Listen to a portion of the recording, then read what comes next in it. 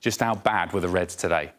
Awful. You know, 4-0 loss for me is just not good enough for Liverpool and where they're at right now. And we'll talk about the game itself and how big a game it was for both football clubs, Manchester City and Liverpool. You talk about what Manchester City are going through in the season and chasing Arsenal and just winning the League Cup. And Liverpool, on the other side of it, with Arne Slot, with his future that's been questioned throughout the entirety of this season and how big a game it is. And would an FA Cup win, or going on to win the whole FA Cup, would have saved Arne Slot's future as Liverpool manager. So both clubs had a lot at stake in this one.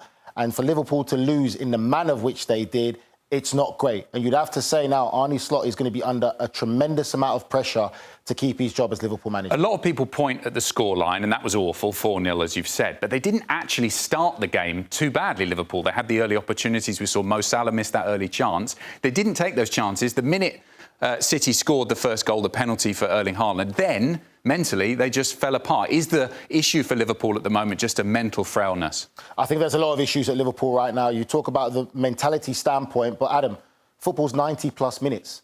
As professional football players, we've been taught that from a very young age. Yes, you can start the game well, but at the end of the day, what people look at is the scoreline. You lost to one of your biggest rivals right now. When you talk about the modern game of the Premier League and clubs that are winning things, you lost to Manchester City 4-0. That's what fans are going to see. And after that first goal went in, you would have to say Liverpool did collapse. Mentally, they're not there. Maybe you now have to start questioning, are these Liverpool players buying into Arne Slot and playing into Arne Slot? Because that's not what the club is about. That's not been the foundation of Liverpool Football Club. And it just wasn't good enough. And sometimes you'd have to even question Arne Slot now in his team selection.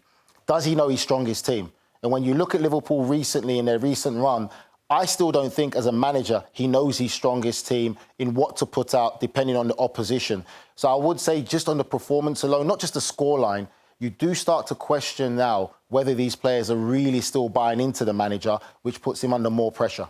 The performance was worrying for Arne Slot, but also the reaction from the fans. We saw them leaving pretty early on in the game, midway through the second half. They were starting to file out. They were also, as we saw on some videos posted on social media, starting to chant for someone who could come in and take over from Arne Slot. Let's have a listen now.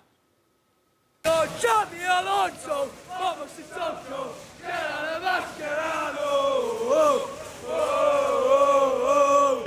we got the best midfield now. Yeah, so the fans heading out from the Etihad, making it very clear that they want Xabi Alonso in, and very, very quickly. At Liverpool, are his days numbered, do you think, Arne Slot?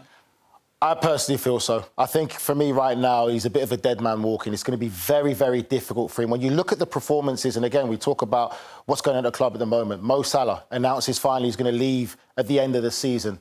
That's going to be difficult to handle now. When you look at the performance from Mo Salah today, he missed the penalty, wasn't a great game for him. Is Arne Slot now going to keep playing Mo Salah or going to give someone else an opportunity now? So you talk about that whole emotional moment there with a club legend about to leave at the end of the season. When Liverpool fans start leaving halfway through a game and now singing for Xabi Alonso, who's out there on the market, hasn't had a job since being fired from Real Madrid. A club legend as well. A club legend as well. It's really worrying times for Arne Slot. I personally don't see a way that he could save his job right now. You're saying dead man walking, but what can he do to save the season, potentially? Because they have got some competitions they really need to focus on. They're playing in the Champions League on Wednesday against PSG. That's a huge game over 2 legs, isn't it? They're still running for the Premier League. They want to try, they're not going to win the title, clearly, but they want to try and finish in the Champions League places, and that's not guaranteed. So this is what they've got to go from Wednesday. We mentioned the Champions League game against PSG, of course, across our network. You can watch it. Then it's Fulham in the Premier League after that, before the return leg against PSG. And then some really important games there if they are to achieve their goal of qualifying for the Champions League again this season. What does he have to do with these remaining games? I would say for me, Adam, the biggest games now in Arne Slot's Liverpool managerial career from right now is the Paris Saint-Germain games. The 2 Paris Saint-Germain games are vital. If Liverpool go out of the Champions League right now, with the current form that they have been showing as well, I think it's going to be very difficult. It's going to be between them and Chelsea for that 4th spot, maybe in the Premier League to qualify for Champions League next year. But you're talking about a club with history, tremendous history behind it. They would want to win the Champions League. They want to compete for those type of trophies. I look at the manner of which they may qualify or get to the next round of the Champions League or maybe go out to Paris Saint-Germain is going to be probably the biggest thing to take note of for Arne Slot moving forward as Liverpool manager? Well, let's hear what Arne Slot said in the post-match press conference after the defeat against Manchester City about the game against PSG on Wednesday. And he gave an interesting comment. He was asked kind of a question about how early was he thinking about this game during the match against Manchester City. The first thing you think about is if you want to have a good game on Wednesday, a 4-0 loss is already not helpful, but an even bigger loss would be a bigger problem for us to go there. So what I've tried to do is hopefully come back into the game with 4-1 or 4-2, but make sure that it stays on 4. And that was the main thing I thought about. He's trying to sort of see the positives there, isn't he, Nige? If they do lose heavily and go out of the Champions League to PSG, even if they do qualify for the Champions League next season and finish inside the top 5, we think it's going to be 5 spots from the Premier League. Is that good enough to save his job? I don't think so. I don't think it's going to be good enough. And the problem he's got also, like you said already, is Xabi Alonso doesn't have a job. He's a club legend. We saw what he did at Bayer Leverkusen. Wasn't a great time that he had at Real Madrid, but the fans already started. And he's going to take a job this summer, isn't he? If Liverpool don't get him, he'll go somewhere else. And I'm sure Xabi Alonso would love the opportunity to manage Liverpool Football Club. So when you look at everything right now that Arne Slot's been through, you talk about defending Premier League champions. This year hasn't been great for them. You talk about the situation of him and Mo Salah early on in the season. Yes, they've fixed it now to a certain degree. Now Mo Salah's announced he's leaving. He's dealt with a lot. But sometimes he doesn't help himself as well when he does say certain things in the media. Didn't help himself in the start of the season when he talks about teams playing with a low block and making it difficult for themselves. Your job as a manager, find a way to win. Right now, we haven't seen a great level of consistency from this Liverpool side. They're fragile. They're not great defensively. Yes, they're creating chances in the top of the pitch, but they're not taking the chances in the top of the pitch. They're going to face a Paris Saint-Germain side that defensively are vulnerable, but they have a lot of attacking options and a lot of quality high up the pitch, where they probably will score more goals than Liverpool and create a lot more chances than Liverpool in a very vulnerable defensive side, in a very vulnerable defensive Liverpool team right now. So he's got his hands full.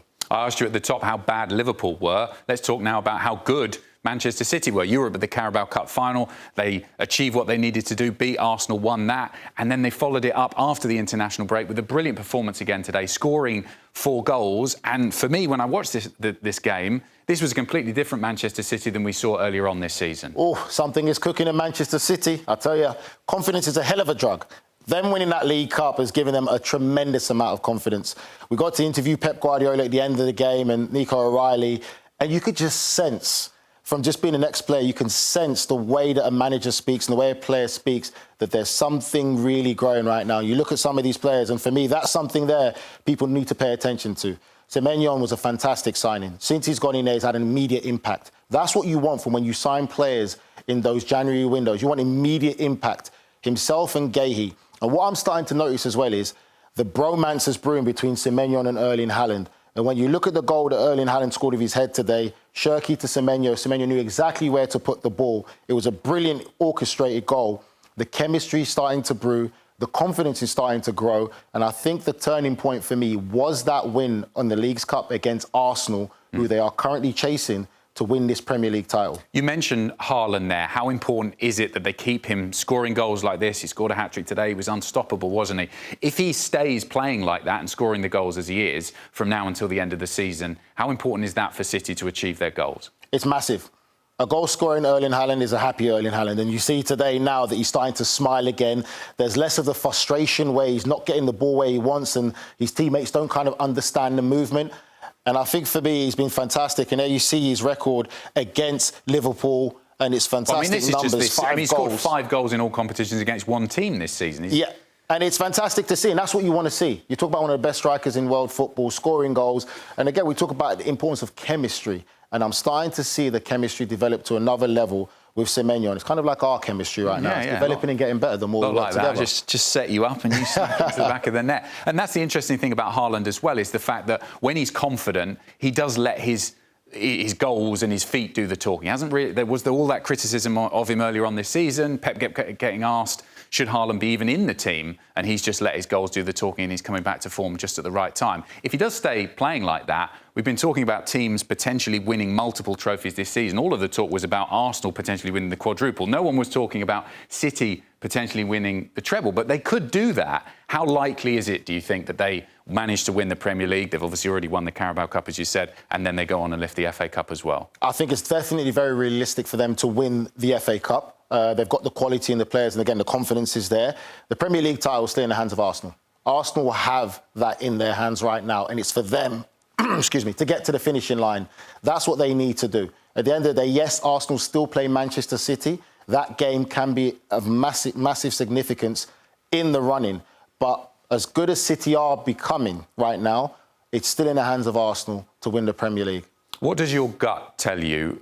It was a surprise that Manchester City won the Carabao Cup final. I think everyone were expecting Arsenal to win that one. Well, no, that's a lie. I'm going to push back. I was one of the people that picked Manchester City to win the Carabao Cup final. But you know a lot about the game. I'm just saying that I think generally the consensus of opinion was that Arsenal have been playing brilliantly this season and they were going to do it and, win the trophy and move on and then potentially go on and win the quadruple, as we've said.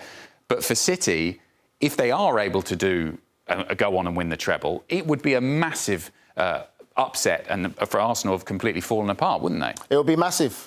We've seen it done before in other leagues. We've seen it Inter Milan, who could have won the quadruple, go out of the season with winning nothing.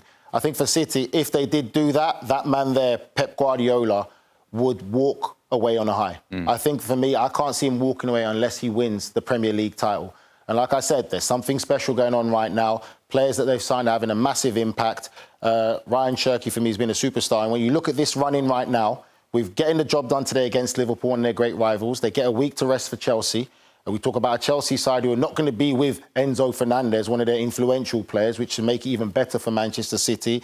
But that game there, the Arsenal game, I think is probably going to be the biggest game of this Premier League season. Because if Manchester City do the double on Arsenal after beating them in the League Cup and beat them now in the Premier League running, then we're really going to learn about Arsenal if they do have the bottle to get the job Well, both done. of those games. If Manchester City beat Chelsea and then beat Arsenal, there's going to be some seriously nervous fans in North London. You mentioned Rayan Cherki there. He's a great player. He's also a great character. There was a rather contentious moment in the game when he was substituted in the second half for Tijani Reinders. He got Ekitike's shirt, and while he was still sat on the subs bench, this was while the game was going on, 72-odd minutes, he sat down, put Ekitike's shirt on with the Ekitike number and name pointing forward.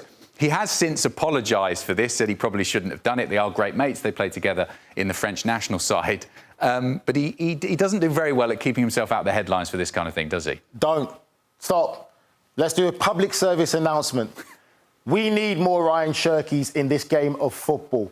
Big personality, talented football player, not just being groomed and the whole athleticism factor and everything like that. Fantastic technical ability, great vision. The way he's been playing for Manchester City recently is absolutely massive. I love his personality, love his character. Football needs more Rayan Cherkis and less robots. Fantastic. Just quickly on his response, he has apologised. Do you think he should have done that, or is this OK? You're happy with this happening in the game? I mean, if I'm Pep Guardiola, I'm fine with it. I wouldn't have an issue with it. They're international teammates, and as long as we're winning, it's fine. If we were losing the game, then I would have a problem with it. But for me, he's a big character, big personality. And I went on the record a few weeks ago, and I said, for me, he's a future Ballon d'Or winner. He is an absolutely amazing talent who's been vital for Manchester City's recent run of form. And if you look at the influence he has right now, and Pep Guardiola knows he's a big personality and big character, football needs more personalities and characters like Rayan Cherki. And if Nigel's fine with it, that's OK then. Manchester City through to the semi-finals of the FA Cup for an 8th consecutive season with a 4-0 win over Liverpool.